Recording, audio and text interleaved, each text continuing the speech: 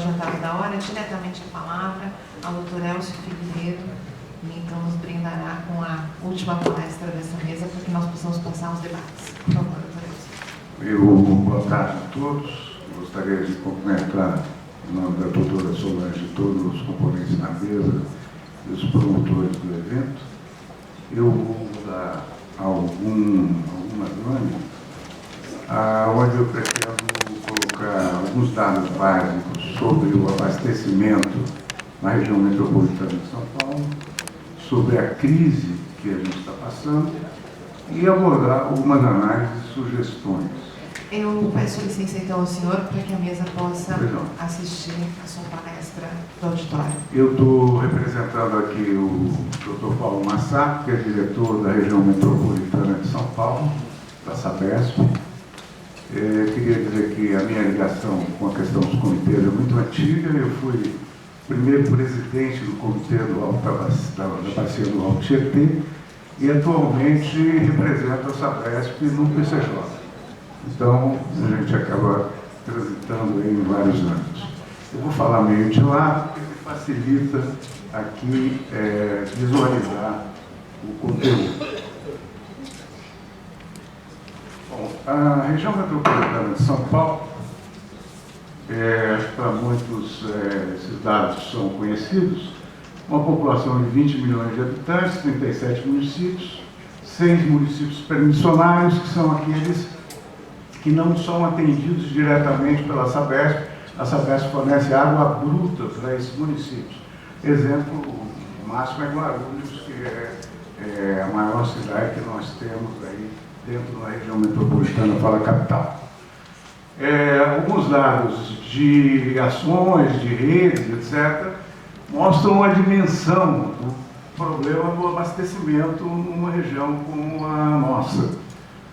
Isso daqui daria para dar 2 vezes a volta à Terra, em termos de tubulações existentes de água e esgoto. O nosso crescimento populacional é 1% ao ano, estimado na faixa de 200 mil pessoas. Isso é, cada ano nós temos que gerar água para cobrir essa demanda de crescimento. E nós temos algumas questões que eu vou abordar um pouco mais para frente, que já foram levantadas aqui, que é o problema de escassez quantitativa, um problema de escassez qualitativa, que se deve basicamente à poluição de muitos dos nossos cursos d'água, e temos uma alta complexidade e diversidade de conflitos instalados aqui na região, a começar pelo problema de a gente transportar água do PCJ de uma outra bacia e usar essa água aqui para o abastecimento público. Vou abordar um pouco alguma coisa que o Raul tocou levemente e que outras pessoas colocaram, que é a disponibilidade hídrica para a região da bacia do Alto Tietê, onde se insere a região metropolitana de São Paulo, é de cerca de 140 metros cúbicos habitante ano. Isso é uma escassez absoluta, porque a própria ONU trabalha com um dado de que o abastecimento básico das pessoas deveria contar com 1.500 a 2.000 metros cúbicos por habitante ano. Isso é, nós vivemos numa região de extrema escassez. Tem menos água na região metropolitana de São Paulo que em muitos lugares do Oriente Médio. O que o Rui falou sobre o rio Tietê, é muito fácil a gente ir à nascente do Tietê, em Salesópolis, que está a 80 quilômetros, e acho que muitos de vocês já viram a fotografia. É um córrego, e que vai crescendo até chegar à capital, mas a vazão média natural da bacia é de 90 metros cúbicos por segundo, que é uma vazão muito baixa. Se a gente pensar que nós temos, dentro da região metropolitana, o equivalente à população do estado de Minas Gerais inteiro, nós temos um problema de uma ordem bastante significativa. A maioria das cidades no mundo com um perfil de região metropolitana como São Paulo, com populações semelhantes, estão localizadas na foz dos rios. São Paulo está na nascente do rio, por isso essa dificuldade. Obviamente, se nós tivéssemos uma região metropolitana de São Paulo, lá onde o Tietê deságua no Paraná, seria muito diferente a situação. Porque lá você tem o acréscimo das diferentes bacias e contribuintes que fortalecem o rio a nível do seu volume. E nós temos alguns problemas adicionais. Por exemplo, todo o nosso território aqui está ocupado com mananciais, com represas, de onde nós tiramos a água. Nós temos 8 sistemas de abastecimento da região metropolitana de São Paulo, se a gente incluir aí a água que é transposta do Cantareira. O Rio de Janeiro, que é a segunda metrópole, segunda região metropolitana do Brasil em termos de habitantes, tem um ponto de captação só, que é exatamente no Paraíba do Sul, aonde o companheiro colocou. O Rio de Janeiro capta direto do Paraíba 40 metros cúbicos por segundo para abastecer a totalidade da sua população. Então nós temos uma gestão complicada, comparativa a cidades desse porte e outros exemplos que poderiam ser utilizados como comparativos, embora a população do Rio de Janeiro seja praticamente metade da região metropolitana de São Paulo. Então, obviamente, numa situação dessa, as soluções têm que ser permanentes. Num lugar onde falta pão, todo mundo briga e ninguém tem razão. Diz um ditado popular. Nós precisamos aumentar a oferta de água, nós precisamos trabalhar a redução de perdas, nós precisamos reduzir o consumo, trabalhar no uso racional da água. E um elemento que está sendo introduzido na discussão, que Campinas foi a pioneira, o presidente da Sanada estava aqui até há pouco, no sentido de utilizar a água de reuso, a água tratada, de esgoto tratado, por um sistema terciário que elimina, um sistema de alta complexidade que elimina a poluição da água e devolve essa água com uma qualidade, às vezes, até melhor do que a água que em muitos lugares se bebe, no sentido de reutilizar essa água dentro do sistema de abastecimento da cidade. Feita essa introdução sobre a região metropolitana, eu vou falar um pouco sobre a questão da crise, começando com um trecho de uma entrevista que o Carlos Nobre, que é um pesquisador do INPE, aqui está faltando um e é membro do painel intergovernamental de mudanças climáticas, deu à Veja há algumas semanas atrás, na página do Amarelas. Ele, quando trabalha no Ministério de Ciência e Tecnologia, por conta de algumas das secas recentes do Nordeste, ele criou um grupo especial para estudo das questões climáticas aqui no Brasil. E esse grupo tinha como missão principal melhorar as condições de previsão de tempo, né? Que é um elemento fundamental para o planejamento estratégico aí da questão dos recursos hídricos. E o que ele disse é que, com os dados disponíveis, que esse grupo lidou com essas informações ao longo do ano passado, não haveria elementos, não houve elementos que pudessem mostrar que nós fôssemos enfrentar uma situação como a que nós enfrentamos no final de 2013 para o início de 2014. O que aconteceu foi isso que está nesses gráficos e que a gente trouxe ali do ilustrativo. A gente vê que a previsão do tempo do INPE-CPTEC, novembro, dezembro e janeiro de 2014, dezembro, janeiro e fevereiro, e janeiro, fevereiro e março, mostrava a região sudeste em branco, e nessa área em branco tinha 33% de chance de chover acima do normal, 33% de chover no normal e 33% de possibilidade de chover abaixo do normal. Isso é, não existiam indícios claros que pudessem levar a se antever qualquer situação.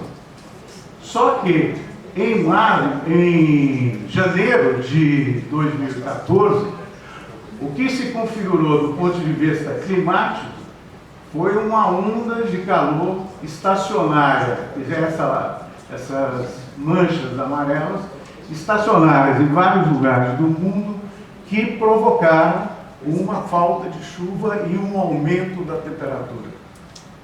Então, aqui nós temos, próximo ao sudeste, uma concentração desse fenômeno climático. O que ocorreu com isso? Ocorreu com isso que nós tivemos uma pluviometria, isso é, chuvas abaixo da média histórica. E sem chuvas, né, a gente vê que aqui é a média histórica, a mínima histórica, o que aconteceu em 2013 e 2014 e o que já aconteceu aqui no ano hidrológico de 2015, porque o ano hidrológico é contado de outubro até março. Então, na realidade, nós já estaríamos no ano hidrológico 2014-2015. Então, houve pouca chuva.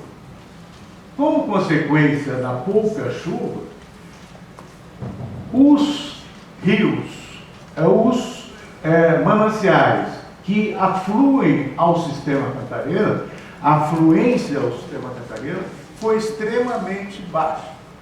Nós temos aqui uma curva, que é a média histórica de afluência do sistema Cantareira, se você pegar nos meses correspondentes ao longo dos 84 anos que se mede a questão pluviométrica na região.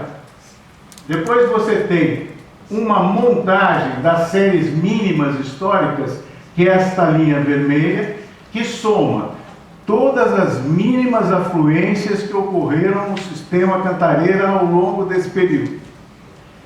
E aqui também nós temos uma linha pontilhada preta, que é da crise de 1953 e 54, que é considerada a maior crise já observada no sistema Cantareira, na história em que se tem informações. O ano de 53 e 54 é utilizado no planejamento, tanto do setor elétrico quanto no planejamento de gestão de recursos hídricos, como um elemento para apontar o pico da escassez, o pico da seca. E aqui nós temos em verde o que ocorreu nesse ano que passou. Nós temos a afluência de água no sistema Cantareira foi menor, muito menor que a crise de 53 e 54 e muito menor do que a série histórica artificial montada com as mínimas históricas que você pegou ao longo desses 84 anos. Então, nós tivemos em janeiro do ano passado a setembro, 25% da afluência média histórica.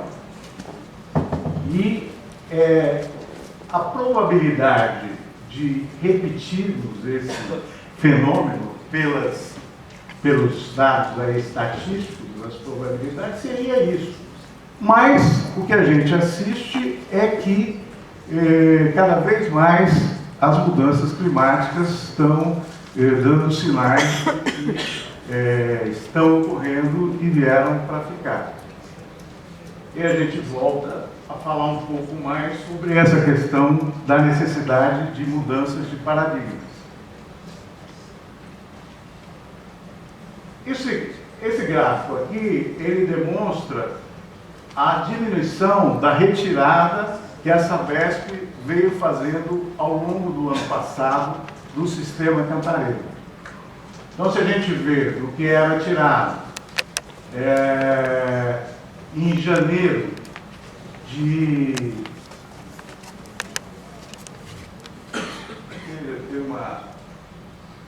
janeiro de 2014, em relação ao que está sendo tirado, o que foi tirado mês passado, nós temos uma queda de 11 metros cúbicos por segundo de retirada do sistema Cantareira. Isso, para vocês terem uma ideia, é um abastecimento de cerca de 3,5 milhões de pessoas. Por aí. Esse gráfico aqui mostra uma coisa que eu já citei, que nós tivemos, além da falta de chuvas, um aumento exagerado da temperatura, e isso saiu em todos os meios de comunicação, e a gente não pode esquecer que aumento de temperatura gera aumento de consumo de água. Bom, aí as medidas que foram tomadas ao longo desse período, que se iniciaram em fevereiro, com a implantação do bônus, foram o bônus, que foi o incentivo para as pessoas reduzirem o consumo, as transferências, que são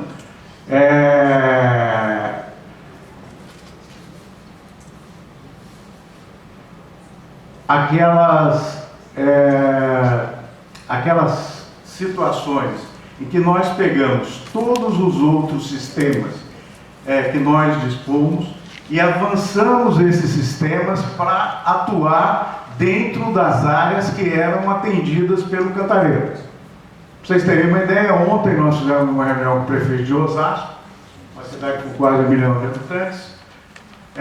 Osasco era toda atendida pelo sistema Cantareira até fevereiro do ano passado. Até fevereiro desse ano. Hoje, 50% de Osasco já é atendida com água do sistema Guarapiranga. Então, através das transferências de outros sistemas, do incentivo à redução do uso da água, que foi o bônus, e em função de manobras dos sistemas de válvula de redução de pressão que a Sabesp vem fazendo à noite, como uma forma de evitar perdas, diminuir perdas e diminuir o consumo também no período noturno. Então, a somatória disso, mais uma pequena quantidade aqui, que foi a redução da água bruta disponibilizada para esses municípios que a Sabesp fornece água bruta, nós conseguimos uma economia correspondente ao que deixou de ser transferido do sistema Cantareira. Para vocês terem uma ideia, um volume de água de 11,5 metros cúbicos, se a gente fosse implantar o racionamento, significaria 2 dias com água e 5 dias sem água. Por uma cidade como São Paulo, com o tamanho, com a complexidade, seria um caos social total. Então, o Rui já mencionou isso, e a opção que se fez foi por manter o atendimento dentro dessas condições propiciadas por essas medidas, de forma a que a população tivesse o mínimo de transtorno possível. Bom, agora, para finalizar, algumas reflexões sobre essa questão. A primeira delas é que a série crítica de 53 e 54, que é utilizada para estudos hidrológicos e para dimensionamento de obras hidráulicas, precisa ser revista. Porque se até agora nós tínhamos uma curva, onde 53 e 54 eram os anos mais secos, nós temos um novo ponto agora de inflexão dessa curva.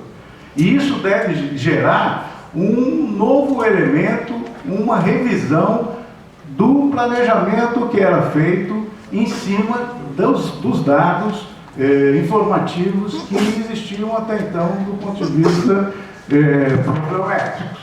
Tá? Então, essa referência precisa ser absorvida pelos órgãos que realizam o planejamento estratégico e a gestão dos recursos hídricos no sentido de modificar os critérios para que obras e a gestão aconteçam.